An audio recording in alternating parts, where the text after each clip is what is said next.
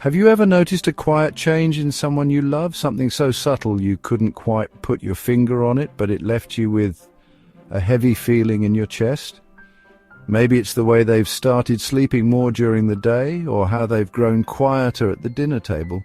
It's one of the hardest things in life, watching someone you care about slowly begin to change in ways you didn't expect. And when that person is a parent, a spouse, or a dear friend, those small shifts can carry a weight you're not always prepared for. Aging is a natural part of life, but for many families, the final chapter can feel like it sneaks up on them. One day, everything feels normal, and the next you're left wondering if the signs were always there and you just didn't know what to look for. This isn't about fear, it's about awareness. Understanding the quiet, often overlooked signs that someone may be approaching the end of their journey gives us a chance to show up with more love, more patience, and more peace. So today, we're going to talk about 6 silent clues that an elderly loved one may be nearing the end of life. These signs are not always obvious, but they can offer insight into what's really going on beneath the surface. And knowing them can help you give your loved one the support and dignity they deserve, while also giving yourself a little more clarity during a confusing and emotional time. One of the most common signs, and one of the easiest to brush off, is a sudden or gradual withdrawal from daily life. You might notice that someone who once enjoyed chatting on the phone or watching their favorite shows suddenly doesn't seem interested anymore. They might stop reading, lose interest in hobbies, or avoid visitors. This kind of withdrawal isn't just about being tired. It's often a sign that their body and mind are starting to slow down in deeper ways. It can be their way of turning inward, focusing on rest, or even preparing for what comes next in their own quiet way. Sometimes families think this change means their loved one is depressed, and while that can be true, it's not always the case. What matters most is to stay present. Keep offering connection without pressure. Sit beside them. Hold their hand. Let them know you're there, even in silence. Often just your presence is the comfort they need most. Another sign that tends to be overlooked is changes in appetite or fluid intake. It's easy to chalk it up to just getting older, but when a person begins eating significantly less or refusing water altogether, it's something to pay attention to. The body, when it's approaching the end of life, naturally begins to slow its need for food and drink. It's not necessarily a sign of suffering, it's simply part of how the body prepares. You may notice that they take only a few bites of a favorite meal, or that they leave most of their water untouched. Their weight may drop quickly and clothes start to hang looser. Again, this can feel alarming, especially for caregivers who want to nourish and protect. But sometimes pushing food or water too hard can cause discomfort. It's okay to shift the goal from eating full meals to offering small, comforting things, maybe a spoonful of applesauce, a sip of broth, or a bit of ice. It's more about comfort than calories at this point. These first signs might be gentle, but they speak volumes. They remind us that life has its own rhythm, and sometimes the body is simply moving in a different direction. Being able to notice and respond to these changes with compassion, not panic, can make all the difference in the time you have together. Now, as we sit with those early changes, less interest in the outside world, a dwindling appetite, it's important to remember that these aren't just physical signs. They reflect something deeper, a quiet transition that isn't always spoken aloud but can be felt in the small moments, like a long pause before answering a question, or the way their gaze lingers on a familiar photo. And when we tune into those moments, we begin to understand what our loved ones might not have the words to say.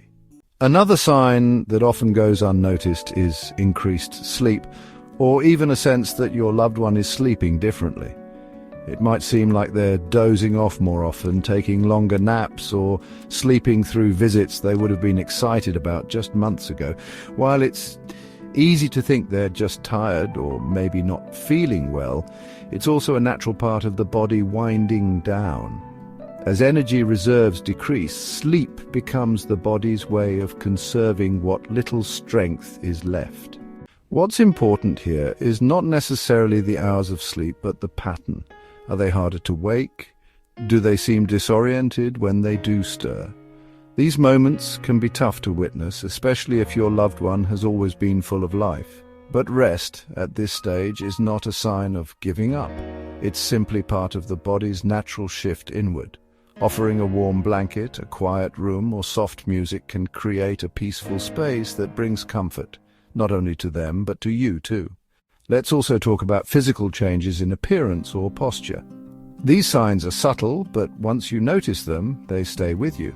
The skin may appear more pale or mottled, especially on the hands and feet. Fingers might feel cooler, and you might see small bruises or purple spots forming, known as mottling. This isn't something to fear, it's simply how the body begins to redistribute blood as circulation slows down. You might notice that their once upright posture begins to shift too. They may slump in their favorite chair or find it hard to hold their head up for long periods. These shifts can feel jarring at first, especially when paired with a slower pace of movement. But what your loved one needs most is gentleness. A soft pillow behind their back, a hand on their shoulder, a voice that doesn't rush them. These little things matter more than we realize. They tell that person in every moment you're still here and you're still deeply loved. Another clue that often arrives quietly is confusion or increased moments of disorientation. It might be as subtle as forgetting what day it is or asking the same question more than once. Sometimes it's more pronounced. They might believe they're in a different time or place or speak to people who aren't there. While this can be difficult for families to process, it's not always distressing for the person experiencing it. The mind, much like the body, can begin to drift. Sometimes it returns to old memories, even childhood ones. You might hear them mention people you've never met or moments from decades ago. Instead of correcting them, try stepping into their world for a moment. If they're talking about their childhood home, ask what the front porch looked like. If they mention a sibling who passed long ago, let them share that memory.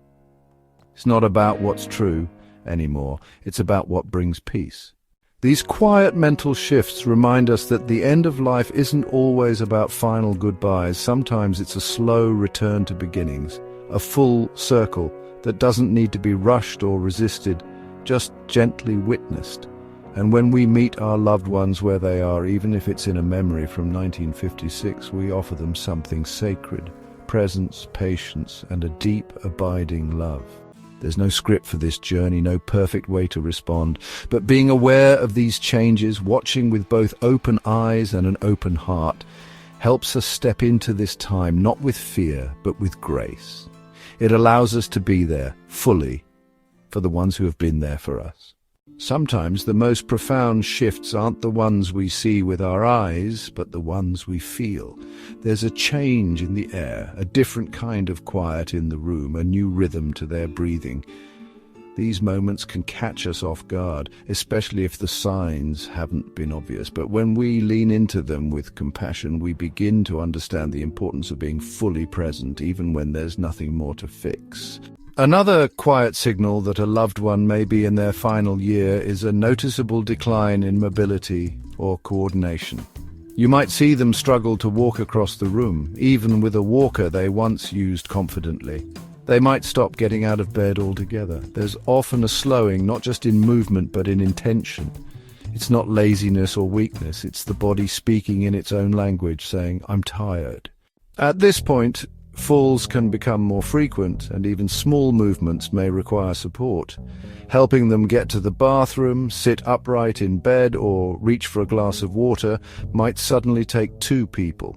These changes can feel overwhelming for family members, especially those caring for someone at home. And yes, it's okay to feel exhausted or scared or unsure of what to do next.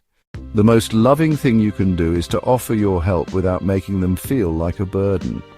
Small changes, like using softer lighting, keeping needed items within reach, and offering help without taking away dignity, can preserve their sense of control even as their body changes. And if hospice or palliative care becomes part of the conversation, know that it's not about giving up. It's about making the most of this sacred time with expert support and comfort. The final clue is one that's harder to describe, but often felt deeply by those closest to them, a sense of detachment or a spiritual shift. Some people describe it as their loved one pulling away, not in a cold or distant way, but as if they're slowly stepping into another space. You might see it in their eyes, like they're looking past you or through you. They may speak of dreams where they saw family members who have passed on, or they may talk about being ready, even if they don't say the words directly. There's a sacredness to this space. For many, it's a time filled with reflection, forgiveness, and even peace. The veil between this world and the next can feel thinner, and your presence becomes more important than ever. You don't need to have the perfect words. You don't need to fill every silence. Sometimes just being there, holding their hand, rubbing their feet, or quietly humming their favorite tune is enough. If you're walking this path with someone you love right now, know that you're not alone. Every emotion you're feeling is valid. You may feel heartbroken and grateful all at once. You may feel helpless one moment and deeply connected the next. That's the nature of love at the end of life. It's full of contradictions and beauty and quiet strength. And while no one can fully prepare for loss, understanding these signs helps you be present in a way that brings peace instead of panic. It allows you to focus on what matters most, making them feel safe, seen, and surrounded by love. If this video has helped you feel more prepared or given you clarity about something you've been going through, I hope you'll share your thoughts in the comments. Your story might comfort someone else who's walking a similar path. And if you found this helpful, please like this video and subscribe to the channel. We share conversations here that matter about aging, wellness, and navigating life's most meaningful moments with grace. Until next time, remember that your presence is powerful. In these quiet, sacred moments, it may be the greatest gift you ever give.